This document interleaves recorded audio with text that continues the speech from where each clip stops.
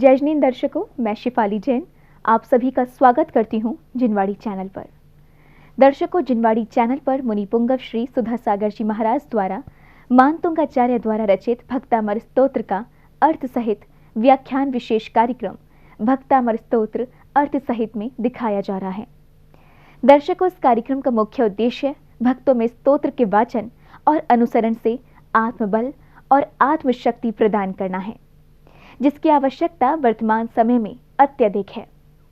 दर्शकों, इस कार्यक्रम के माध्यम से मुनिवर ने भक्तों को भक्तामर स्तोत्र के महत्व से परिचित करवाया और बताया कि यही एक कल्याणकारी स्तोत्र है, जिससे किसी भी प्रकार की विपदा से मुक्ति पाई जा सकती है।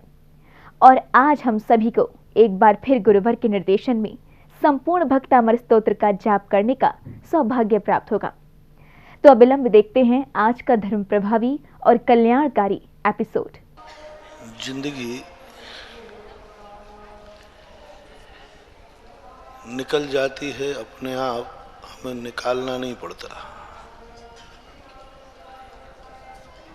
लेकिन वह जिंदगी अपने जीवन में कभी रस नहीं ला पाती। जिंदगी का तो रहस्य वह है, जैसी हम जिंदगी जीना चाहते हैं वैसी जिएं तो जिंदगी का मजा है।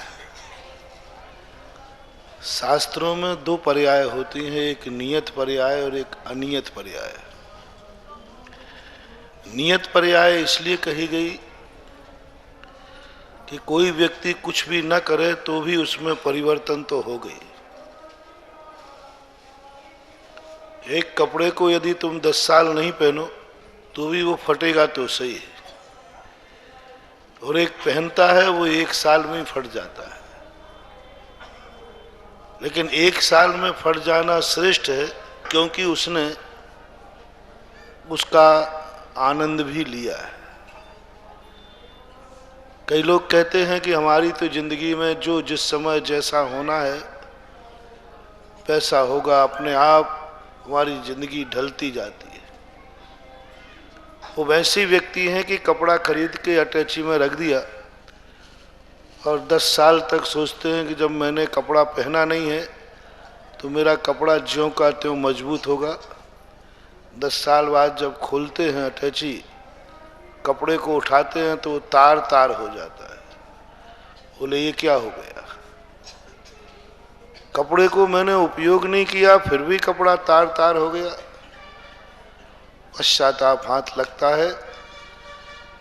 हम कपड़े को बचा भी नहीं पाए और कपड़े का शौक भी नहीं कर पाए। दूसरा व्यक्ति भी उसी समय कपड़ा लेके गया था, उसने बढ़िया वस्त्र से वस्त्र बनवाए, 1 साल पहना, 1 साल में फट गया। उसने 1 साल में फाटा करके फेंक दिया, इसका 10 साल बाद फटा। इन दोनों में से श्रेष्ठ कौन है? 1 साल जिसने उपयोग कर लिया। आजकल उत्तर आप पहले ही सोच लेते हो, क्योंकि पूछेंगे महाराज भैया 1 साल पहले उपयोग कर लिया। 10 साल तक जिंदगी जीने का कोई मजा नहीं रहा। वो तो निकलेगी जिंदगी। वस्तु का स्वभाव है उत्पाद व्यय ध्रुवयुक्तम सत, उसे हमें कुछ भी नहीं करना, अपने आप भी नहीं। कोई निमित्त ना मिले तो उदासीन निमित्त काल तो बैठा है, वो निमित्त बन करके अपना परिणमन करा लेगा द्रव्य का, लेकिन उसमें कोई रस नहीं है, आनंद नहीं है। कर्म भी जो अपने आप बनते हैं, अपने आप उदय में आते हैं, उनसे तेरा कोई काम सधने वाला नहीं है। सविपाक निर्जरा के संबंध में कहा, पहली निर्जरा है, 2 एक सविपाक और एक अविपाक। अपने समय पर जैसा कर्मोदय आया वैसा उसने भोग लिया। जो भी आया उस निर्जरा से कुछ भी नहीं होना। पहली सबके होए कछु ना सरे काज तेरा, तेरे कोई काम सधने वाले नहीं है। जैसा कर्म का उदय आया वैसा अपन परिणाम कर लेते हैं, पुनः नया बंद हो जाता है, भटकते रहते हैं। दूजी करे जो उद्यम करके मिटे जगत फेरा। उद्यम क्या चीज है? उद्यम कोई पुरुषार्थ का नाम नहीं है, उद्यम कोई दौड़ धूप का नाम नहीं है। उद्यम का अर्थ है हमारे अनुकूल जिंदगी जिए, हम जैसा चाहते हैं वैसे जिए। वो जिंदगी का मजा है। क्या ये जिंदगी है? हम चाहते हैं हंसती जिंदगी निकले, दिन दिन रोते हुए निकल जाता है। हम चाहते हैं हमारी जिंदगी स्वस्थ निकले, हम बीमार पड़े रहते हैं। हम चाहते हैं कि हमें इतना बड़ा ज्ञान हो जाए कि सारी दुनिया को देख लो, हमें पीठ पीछे का नहीं दिख रहा है। हम चाहते हैं कि हमें इतनी ताकत आ जाए कि सारे ब्रह्मांड की शक्तियां मेरी मुट्ठी में आ जाए, और अभी हमें मच्छर से भी निपटने की ताकत नहीं है। क्या है ये तमाशा? क्या है ये जिंदगी? हर पग पर हमारी प्रतिपक्ष जिंदगी बन रही है। हर पक्ष पे जो सोचता हूं उससे उल्टा होता है। कभी विचार करना, ऐसा आखिर ऐसा क्यों हुआ, क्यों हो रहा है ऐसा? और जिनवाणी से पूछो तो जिनवाणी कहती शक्ति तेरे पास है। हाँ, ये बात हो कि हमारी शक्ति नहीं हो, फिर मैं भावना भा रहा हूं, तो हमें महत्वाकांक्षी कहो, ऊंची उड़ाने भरने वाला कहो, कि शक्ति तो है नहीं और भावनाएं बहुत भा रहा है। शक्ति है, केवल ज्ञान की शक्ति है सबको जानने की। जिनवाणी कह रही है ताकत है तीन लोक की सारी शक्तियों को मुट्ठी में बांधने की। ताकत है तेरे में निरोग होने की, तू जो चाहे वो होगा, ऐसी शक्ति तेरे अंदर है। जब शक्ति है तो भाव करने में कौन सी हमने बुराई कर ली? भाव तो कर ही सकते, शक्ति है। और शक्ति है तभी ऐसा भाव आया है, जिसकी शक्ति नहीं होती उसका भाव भी नहीं आता है। ये दो बातें तो ठीक बैठ गई। तीसरी बात है, फिर वैसा मुझे अनुभव में क्यों नहीं आ रहा है? मैं शुद्ध बुद्धि ज्ञायक पिंड स्वरूपी हूं। समय सार का चिंतन करो तो ऐसे लगता है कि ये कहीं कल्पना तो नहीं है। मैं हूं शुद्ध ज्ञान स्वरूपी, ज्ञान घन स्वरूपी, शुद्ध बुद्ध एकत्व वक्त में जलने वाला मैं हूं। लेकिन अनुभव में तो वही राग द्वेष कसाय भाव आ रहे, अनुभव में तो पर प्रत्यय आ रहा है। अनुभव से परे क्यों है जब वो मेरे पास शक्ति है और मेरे पास हूं? बस यहां पर विचार करने के लिए ही अपन को चेतना है। इसी उपक्रम को समझने के लिए ये सारे उपक्रम अपन रचते हैं। सारे उपक्रम हमारी अनुभूति में बाधक बन रहा है। कोई ना कोई ऐसा रोग, कोई ना कोई ऐसा कीड़ा, कोई ना कोई ऐसा प्रमाद, कोई ना कोई हम ऐसा विपरीत मार्ग पर जा रहे हैं जो लक्ष्य तो सही है लेकिन रास्ता उल्टा चल रहा है।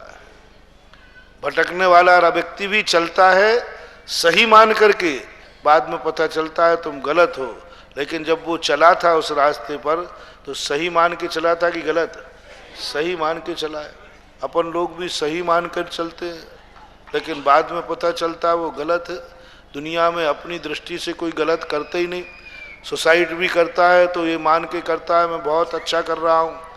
ये बात अलग है कि बाद में नानी याद आती है जब जहर चढ़ता है, बचाओ। शैलबाज खाने वाले, मरने वाले की, आत्मघात करने वाले की बड़ी आफत है। मरे सो दुर्गति, जिंदा रहे तो हवालात। कानून है सेल्फ सुसाइड, सेल्फ सुसाइड कानून है।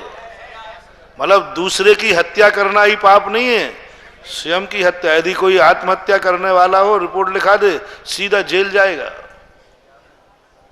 तुम अपने आप की भी हत्या नहीं कर सकते। Self suicide, self murder. तुमने अपने आप आत्महत्या, तुमने अपने आप का मर्डर किया है तो आपको वही सजा मिलेगी। बाद में उसको बहुत बुरा लगता है। पहले ही हमारी जिंदगी को संभालना है। अब आज अपने सारे प्रश्नों के समाधान खोजने की चेष्टा करें।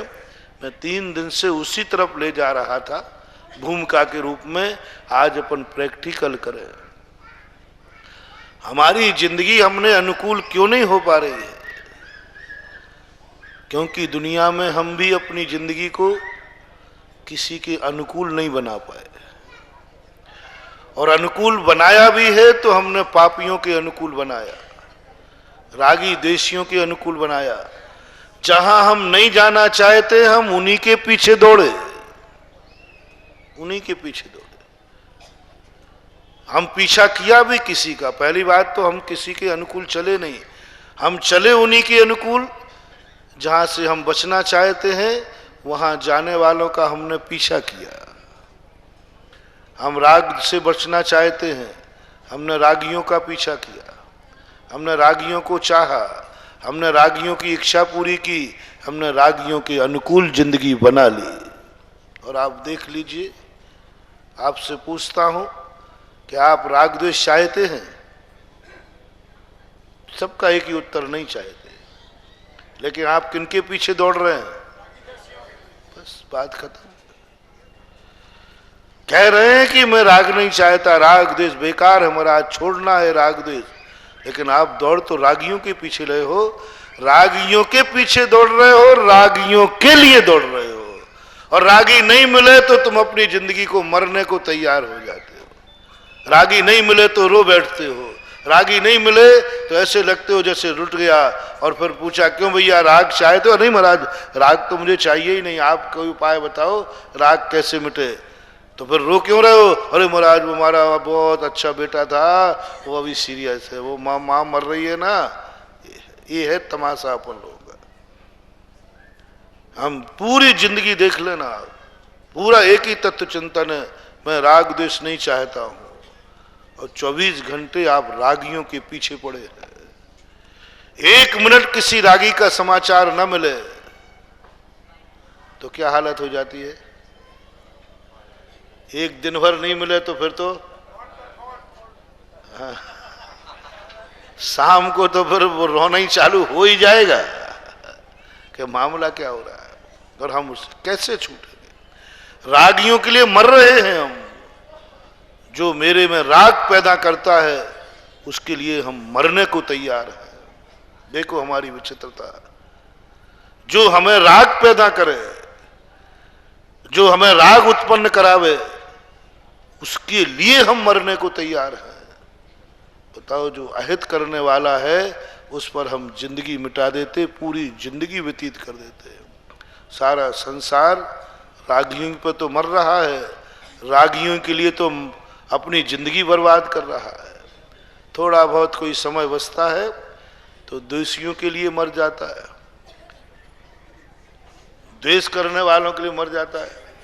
थोड़ा रागियों से फुर्सत मिली नहीं कि द्वेषी सामने आया उसको निपटाना है। चाहे भली मर जाए तो उसको द्वेष बुरा है सब कह रहे हैं, लेकिन कोई द्वेष को छोड़ना नहीं चाहता। सब कह रहे हैं द्वेष बुरा है, लेकिन द्वेष बुरा है तो दुश्मन के पास मत जाओ, दुश्मन को दुश्मन की दृष्टि से मत देखो, नहीं उसी दुश्मन के पीछे पड़े। भाई जब तुम्हें द्वेष बुरा है तो आज से दुश्मन की चर्चा बंद करो, दुश्मन को याद करना बंद करो। दुश्मन गाली देवे सुनो मत, दुश्मन की तरफ देखो मत। महाराज ये तो नहीं होगा। और सबसे पहले दुश्मन ही दिखता है। जानो दुनिया में हर व्यक्ति गुम हो सकता है, रागी व्यक्ति भी गुम हो सकता है। मान लो कभी तुम्हारा रागी व्यक्ति नहीं मिले सभा में, लेकिन उस सभा में एक बार कह दिया तुम्हारा दुश्मन बड़ा वो बैठा, मतलब रागी को फिर भी व्यक्ति भूल जाता है, दुश्मन को नहीं भूलता, वो तो याद आता है। और देश को हम बुरा कह रहे हैं। हम पापों से छूटना चाह रहे हैं और 24 घंटे पापों के पीछे पड़े हैं, उसी के पीछे पड़े हैं, पूरी जिंदगी गंवा रहे हैं। कभी पापों से मुक्ति होने वाली नहीं। इसलिए हमने कभी जिंदगी अनुकूल बनाई तो उनके अनुकूल बनाई जो हमें जिंदगी में नहीं चाहिए था।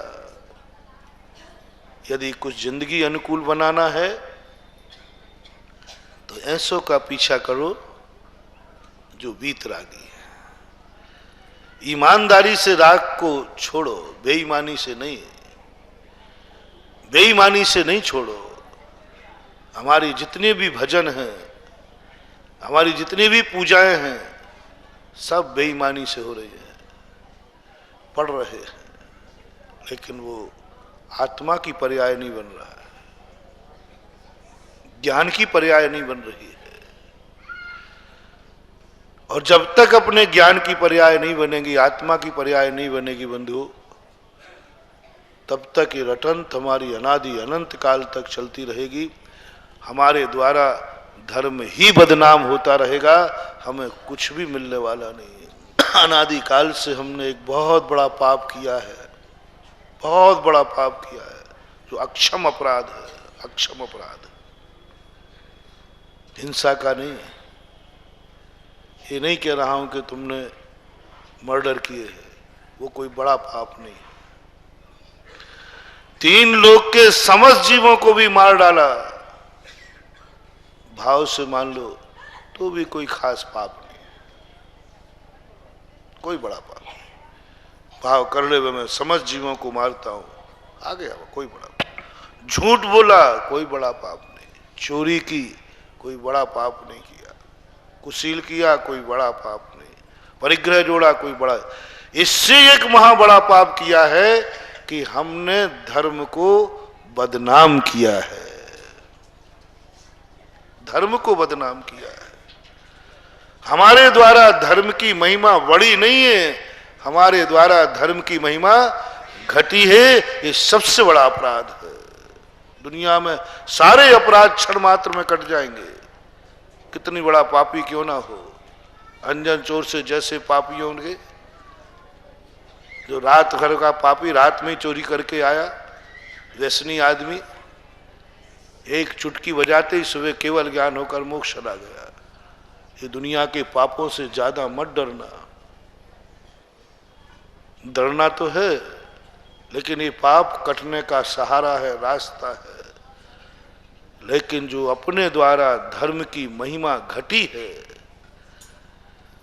हमें सदा धर्म की महिमा, हमारे द्वारा धर्म की महिमा बढ़ना चाहिए। लेकिन हम जितना जितना धर्म करते गए, उतना उतना धर्म की महिमा घटती गई। सावधानी से सुनना, क्या कह रहा हूं। जितना जितना हम धर्म करते गए, उतने उतने धर्म की महिमा घटती गई। बल्कि होना यह चाहिए था, जितना जितना हम धर्म करते जाएं, उतने उतने धर्म की महिमा बढ़नी चाहिए थी। अंजन चोर से बड़े पापी था, लेकिन उससे बोलो नमोकार मंत्र की महिमा बड़ी है कि घटी है, बस सब इतनी सी तो बात है।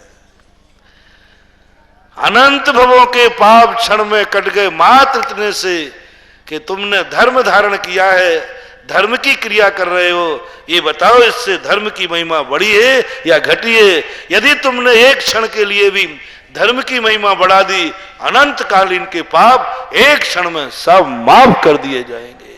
मात्र एक बार अपनी जिंदगी में धर्म की महिमा बढ़ाओ, तुम्हारे धर्म करने से धर्म की महिमा बढ़ जाए, तब बात बने।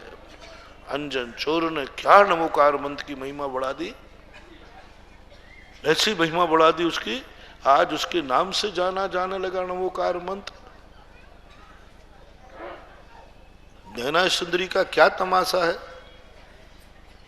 हमारे द्वारा किए हुए सिद्ध चक्कर मंडल विधान बदनाम हो रहे हैं, लोगों को घृणा हो गई है। लोग अष्टान का पर्व छोड़ करके दुनिया के पर्व मनाने को पहुंच गए हैं। अष्टान का पर्व जैनियों की महापर्व था, नंदीश्वर द्वीप का। जैनी अष्टान का पर्व छोड़कर नवरात्रा की तरफ जा रहे हैं, क्या मामला है। या तो माल खोटा है या माल की पहचान नहीं रही। जब कोई बेटा पड़ोसी से रोटी मांगे, इसका अर्थ क्या है, सीधी बात है। या इसने कोई ऐसी खोट की है जो बाप रोटी दे नहीं रहा है, मां रोटी दे नहीं रही, दो ही कारण है। रोटी नहीं है या इतना खोटा किया है कि फरार होके आया है दूसरा। तो ही कारण हो जाता है।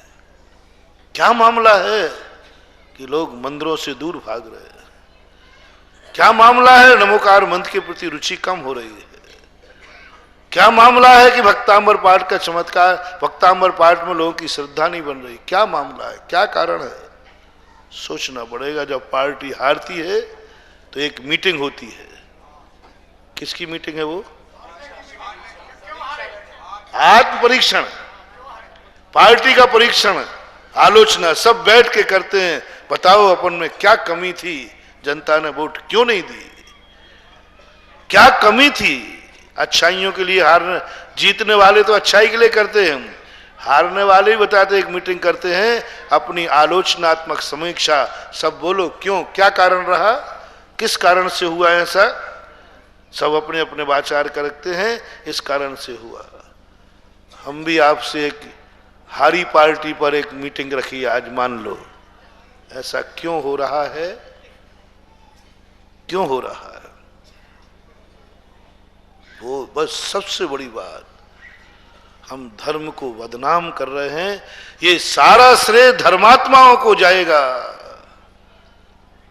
जो जितना धर्म करता है, यदि उस धर्म को लोग छोड़ रहे हैं तो ये सारा दोष धर्मात्माओं का है।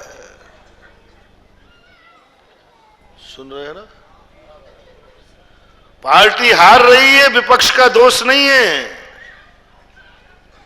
स्वयं की पार्टी के सदस्यों में कोई कमी है तभी पार्टी हारी है, विपक्ष का दोष नहीं। विपक्ष ने हराया, अरे वो तो हराने के लिए खड़ा था, कोई तरीका है क्या? नहीं, हम तो किसी हालत में हारते नहीं, लेकिन वो विपक्ष खड़ा हो गया, अरे कोई तरीका है? विपक्ष ने मुझे हरा दिया। हारने वाला व्यक्ति कहता है विपक्ष ने मुझे हरा दिया, फेल होने वाला व्यक्ति कहता है मास्टर ने फेल किया महाराज हमें। क्यों? नंबर तो मास्टर को देना थे, उसने नहीं दिए, मैं क्या करूं? लिखा था कि नहीं? बोले इससे क्या मतलब है? लिखा था कि नहीं लिखा था, ये क्या मतलब है? नंबर मास्टर को देना थे, मास्टर सुसरे ने नंबर दिए ही नहीं, इसलिए मैं फेल हो गया। कितना बढ़िया आरोप है, कितना बढ़िया आरोप है। फेल क्यों हो गए? बोले मास्टर ने नंबर दिए नहीं। ये नहीं कह रहा है मैंने काफी में कुछ लिखा ही नहीं। दो आरोप चलते हैं, ये बिल्कुल सत्य है। कोई व्यक्ति ये नहीं कहना चाहता कि मैंने काफी में कुछ लिखा नहीं है इसलिए फेल हुआ। हर व्यक्ति यही सोचता है मास्टर ने नंबर दिए नहीं इसलिए फेल हो गया। विपक्ष ने हरा दिया मुझे, अन्यथा हारने का सवाल ही नहीं था मेरा। अरे विपक्ष ने हरा दिया, निरीक्षण करना, विपक्ष ने नहीं हराया है, हम अपनी खोटों से खुद हारे हैं। उस खोट को पकड़ने से विपक्ष पे आरोप लगाते लगाते जिंदगी गुजार दोगे। विपक्ष तो हराने के लिए ही है। तुम्हारी खोट पर दृष्टि रखो कि तुम्हारे में क्या खोट थी जो तुम हार गए, क्या खोट थी। इसी प्रकार से आज अपन धर्म की क्रियाएं सब करते हैं, सावधानी से करना। धर्मात्मा लोगों, मंदिर सावधानी से आना, बहुत खतरनाक है मंदिर आना, बहुत खतरनाक है। जो मंदिर नहीं आते वे तो पापी ही है, जो मंदिर आते हैं वे महापापी हैं। जो मुनि नहीं बने हैं वे तो पापी हैं, लेकिन जो मुनि बन गए वे महापापी हैं। पूरी सुन लेना, नहीं तो मामला गड़बड़ हो जाएगा। नहीं तो आदि सुन के भग जाओ तो कहते महाराज ठीक है, हम पापी सही, जो नहीं आ रहे हो कहते देखा आज महाराज ने क्या मजेदार बात कही, हम तो पापी हो और तुम लोग देखो। अभी देखो अपना तो एक चुटकी बजाते आनंद जादू टनाटन, तुरंत देखा। सुन लीजिए, एक मंदिर नहीं आया, एक मंदिर आया, बहुत अच्छी पूजा की, भक्ति की, और मंदिर से आने के बाद बाहर जाके जम के झगड़ा किया, गुटखा खाया, शराब पी, सब किया मंदिर आने के बाद। और किसी ने पूछा कौन हो? अभिनंदन नाथ भगवान का भक्त हूं, महाराज का भक्त हूं। अच्छा, भगवान के भक्त होकर कहां से आए हो? बोले मंदिर से आया हूं। और एक मंदिर नहीं गया, वो भी बाहर बैठा, वो भी खा पी रहा था। उसने कहा कौन हो तुम? मैं किसी का भक्त नहीं हूं। दोनों पापी बराबर हैं, दोनों पाप बराबर कर रहे हैं, दोनों ने बराबर पाप किए हैं, लेकिन इसने मंदिर को बदनाम, पूजा को। अच्छा, मंदिर जाने वालों के ये हाल हैं, मंदिर जाने वालों के ये हाल हैं, तो नहीं जाने वाला कहता इससे अच्छा मैं ठीक हूं।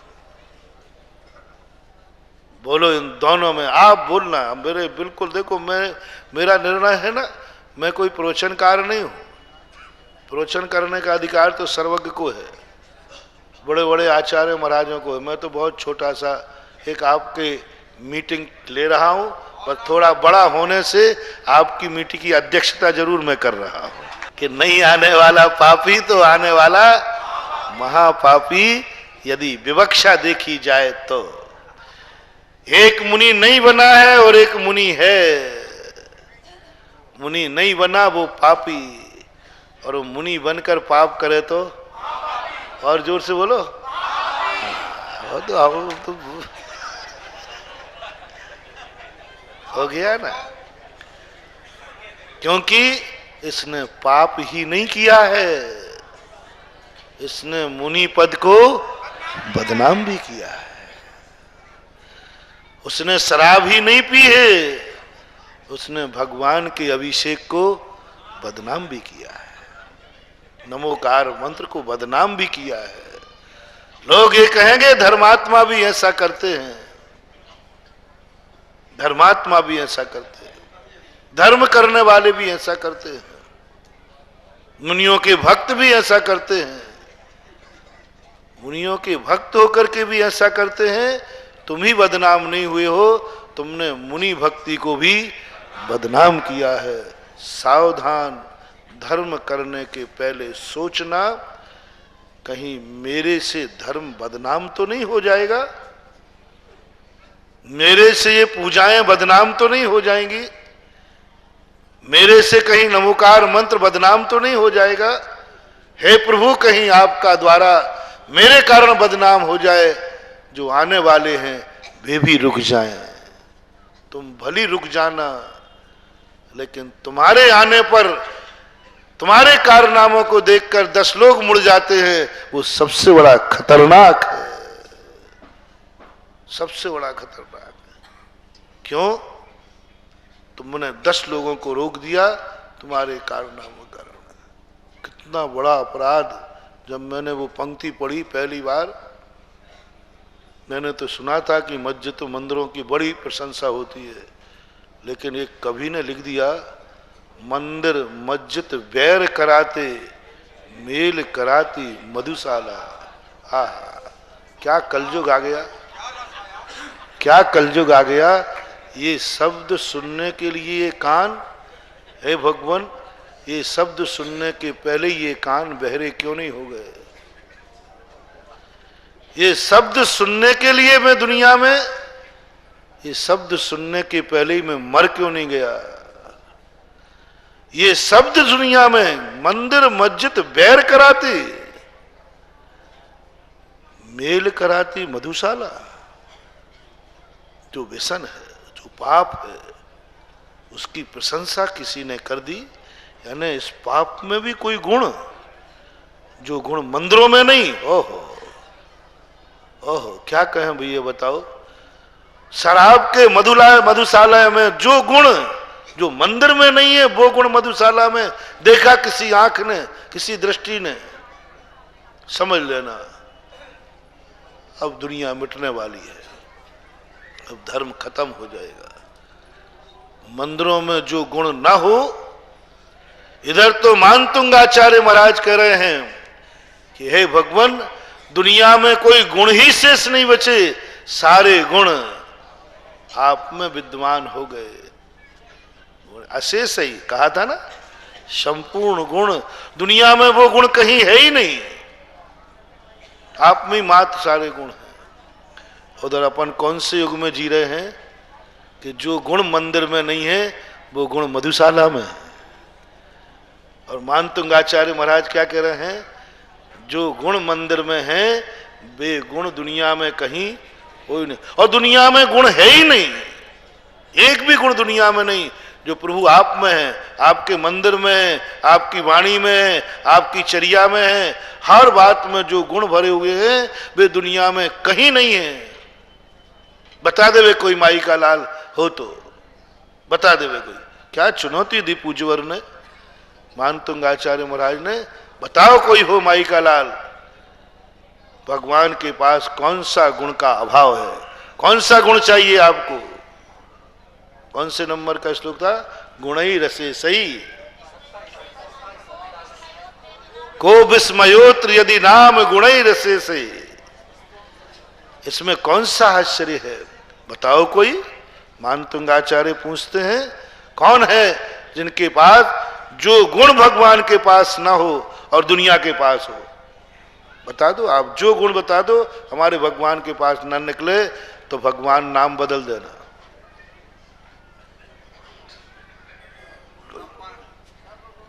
लेकिन कैसे, जब जो गुण नहीं, भगवान के पास एक गुण नहीं है, किसी को मिलाते नहीं हैं, बैर बढ़ाते हैं। बताओ भगवान को देखकर बैर बढ़ता है कि मिटता है? मिटता है। पर आज तो उसने कैसे लिख दिया, या तो उस पर कोर्ट केस करो। मैंने बहुत दिन पहले कहा था इस पर कोर्ट केस करो और उसको अरेस्ट कराओ। हरिवंश राय बच्चन, मधुशाला लिखी है। मैंने 50 लोगों से कहा कोर्ट केस करो ना, सब यूं बैठ गए। मैंने क्यों क्यों? बोले महाराज, मैंने पूछा क्यों? पंचायत से पूछा। मैंने क्यों? पूर्व पंचायत से पूछा। भैया आप लोग करो, वे भी चुप। नई पंचायत से पूछा, आने वाली पंचायत से पूछा, सबसे पूछा, सब कोई जवाब। क्यों? मैंने कहा भाई चुप क्यों बैठे, जवाब दो ना। बोले महाराज वो सही लिखा है। मैंने क्या बोल रहे हो? बोले सही लिखा है महाराज, आपको मालूम नहीं है। आज दुनिया में जितने राग द्वेष मंदिरों को लेकर के हैं उतने राग द्वेष सरावालय को लेकर नहीं है। दर्शकों, भक्तामर स्तोत्र का जैन धर्म में बड़ा महत्व है। आचार्य मानतुंग द्वारा रचित भक्तामर स्तोत्र का नियमित पाठ करने से मन में शांति का अनुभव होता है, वह सुख, समृद्धि व वैभव की प्राप्ति होती है। ये माना जाता है कि इस स्तोत्र में भक्ति भाव की इतनी सर्वोच्चता है कि यदि आपने सच्चे मन से इसका पाठ किया तो आपको साक्षात आदि प्रभु की अनुभूति होती है। हमें इस स्तोत्र का पठन दैनिक रूप से करना चाहिए, विशेषकर इस समय जब समूचा विश्व इतने विकट संकट से जूझ रहा है। दर्शकों, अब मुझे दीजिए आज्ञा और आप देखते रहिए जिनवाणी चैनल। जय श्रीन्द्र।